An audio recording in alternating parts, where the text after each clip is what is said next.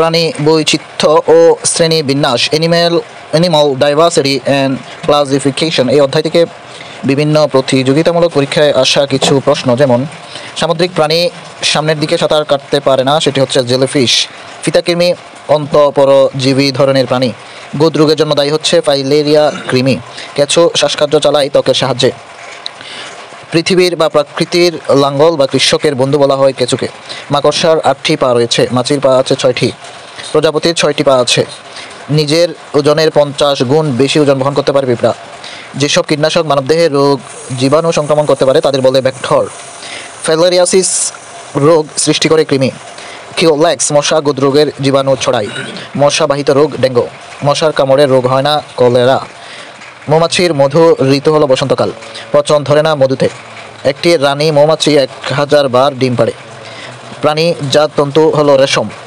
উপকারী পতঙ্গ হচ্ছে লোকাস্ট। মুক্তা হলো ঝিনুকের প্রদাহের ফল। জলজ শামুক ঝিনুকের কলসে কার্বনেট দিয়ে তৈরি। ডেভিল মাছ বলে অক্টোপাসকে। মেরুদণ্ডীয় প্রাণী কেঁচো।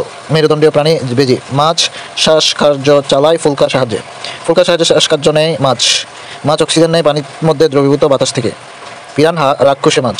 ব্যাঙ গাছের ফুলকা 3 জোড়া। পূর্ণাঙ্গ ব্যাঙ শ্বাসকার্য চালায় ফুসফুসের সাহায্যে। জিহ্বার সাহায্যে শোনা হচ্ছে সাপ। তুলনামূলকভাবে দীর্ঘজীবী প্রাণী কচ্ছপ। গায়ের রং পরিবর্তন করে আত্মরক্ষা করে গিরগিটি। ডাইনোসর মেসোজোয়িক মহাযুগের অধিবাসী ছিল। ডাইনোসরের বংশ নিধন হওয়ার পেছনে সম্ভাব্য মতবাদ হচ্ছে বরফ যুগ বা দীর্ঘকাল হিমায়িতকরণ। উড়তে পারে সোয়ালো পাখি। কোন প্রাণীকে মরুভূমির জাহাজ বলা হয়? ওট। সবচেয়ে ছোট পাখি হামিংবার্ড। দীর্ঘতম পথ পাড়ি দিতে পারে গাংচিল। জীব কণ্টকময় কাঠঠোকরার পাখি। মানুষ করডাঠা পর্বের অন্তর্ভুক্ত। ম্যামল নয় হাঙ্গর। স্তন্যপ্রাণী প্রাণী নয় ক্রোকোডাইল বা কুমির। স্তন্যপায়ী জীব ডিম দেয় প্লাটিপ্লাস। নীল তিমি স্তন্যপায়ী শ্রেণীর প্রাণী। বাতাসে শ্বাস নেয় শুষ্ক জলজ জীব। দাঁড়িয়ে ঘুমায় ঘোড়া। শব্দ করতে পারে না জিরাফ। জীবনে একবার পানি পান করে না ক্যাঙ্গারু রেড। গরুর গড় আয়ু 15 বছর। বানরের পা 2টি। আফ্রিকা নিরক্ষীয় নিবিড় আরণ্যে গরিলা ও শিম্পাঞ্জি প্রাণী বাস করে। পামরি পোকা।